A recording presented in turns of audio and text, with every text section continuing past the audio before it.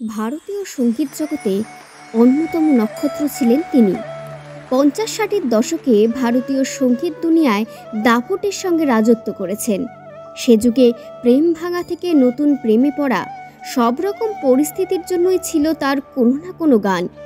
Coffee হাউসের আড্ডা থেকে শুরু করে আমি যামিনী তুমি শশী হে, হিন্দিতে প্যার হুয়া ইকরার হুয়ার মতো অগুন্তি কালজয়ী গান রয়েছে তার ঝুলিতে, যার নাম শুনলেই শ্রদ্ধায় মাথা নত হয়ে যায়। তিনি প্রবোধচন্দ্র দে। চিনতে পারলেন না তাই তো? আসল নামের থেকে ডাকনামেই পরিচিত ছিলেন তিনি বেশি, মান্না দে। কিন্তু এমন কিংবদন্তি শিল্পীর শেষ জীবন নিয়েও রয়ে গিয়েছে নানা বিতর্ক। কিন্তু কি সেই বিতর্ক? আজকের ভিডিওতে আমরা আপনাদের বলবো মান্না দের জীবনের সেই বিতর্কের কথা। বাস্তব জীবনে তিনি ছিলেন একটু ভিন্ন। স্ত্রীর উপর অনেকটাই নির্ভরশীল ছিলেন তিনি, কিন্তু স্ত্রী বিয়োগের পর অনেকটাই ভেঙে পড়েছিলেন। অনেকটা সময় মুম্বাইতে থাকার পর তিনি ব্যাঙ্গালোরে চলে আসেন, সেখানেই মৃত্যুর দিন পর্যন্ত ছিলেন। তবে শেষ বয়সে তিনি যেভাবে বেঁচেছিলেন তা কার্যত মৃত্যু যন্ত্রণার শামিল। বেঁচে থাকার আশা ভরসাটুকু হারিয়ে ফেলেছিলেন মান্না দে। বাংলার এই প্রবাদ প্রতিম শিল্পীকে শেষ জীবনে অত্যন্ত কষ্ট এবং অপমানে দিন কাটাতে হচ্ছিল। এরপরেই তার জীবনে নেমে আসে অন্ধকার। একটি নামী সংবাদ মাধ্যম থেকে জানা যায়, ছোট মেয়ে বেঙ্গালুরুতে কাজ শুরু করায় সেখানেই চলে যেতে হয়েছিল শিল্পীকে। এরপরেই বদলে যায় তার জীবন।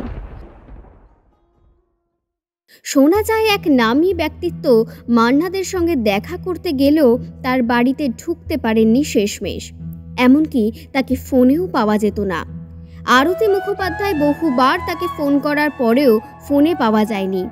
গায়িকা জানিয়েছিলেন ফোন বেজে যেত, অথচ কেউ ফোন ধরতেন না।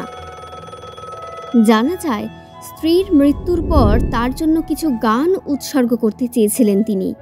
তাই তিনি তার মিউজিক অ্যারেঞ্জার শান্তনু বসুকে ফোন করেন, কারণ তিনি জানতেন তার জন্য হয়তো কেউই আর পরে গান রেকর্ড করতে চাইবেন না। তাই তিনি নিজেই কত খরচ হবে জানতে চেয়েছিলেন। কিন্তু সেই গান রেকর্ড করা নিয়েও তৈরি হয়েছিল সমস্যা। মৌহা লাইরি সেই গান গাওয়ার জন্য রাজি হন। সেই গান রেকর্ডের কথাবার্তার জন্য শান্তনু বসু ব্যাঙ্গালোরে এসে মান্না দের সঙ্গে দেখা করতে চাইলে মান্না দে ইতস্ততভাবে জানান তার ছোট মেয়ে কাজে বেরোবে, তিনি যেন পরে আসেন। একথা শুনে শান্তনু বলেছিলেন আর কাউকে তো লাগবে না। তার জবাবে মান্না দে বলেন মেয়ে তাকে তালা বন্ধ করে রেখে কাজে চলে যায়। শুনে চমকে উঠেছিলেন শান্তনু। আক্ষেপ করে গায়ক বলেছিলেন তার জীবনটা একেবারে শেষ হয়ে গিয়েছে, বাঁচার ইচ্ছাটুকুও তিনি হারিয়ে ফেলেন। কথা বলতে বলতে তিনি হাউমাউ করে কেঁদেছিলেন। এমনকি প্রতিদিন ভোরে উঠে গানের রেওয়াজের অভ্যাস ছিল মান্নাদের, কিন্তু ব্যাঙ্গালোরে গিয়ে একটা হারমোনিয়ামও পাননি তিনি। মান্নাদের মৃত্যুর পর এই সমস্ত কথা উঠলে তার ছোট মেয়ে সুমিতা জানান তিনি এবং তার স্বামী একটি ফাস্ট ফুড সেন্টার চালান, যেটি সন্ধ্যা ৬টা থেকে রাত পর্যন্ত চলে। তাই প্রতি রাতেই তারা ক্লান্ত হয়ে বাড়ি ফিরে ঘুমিয়ে যেত।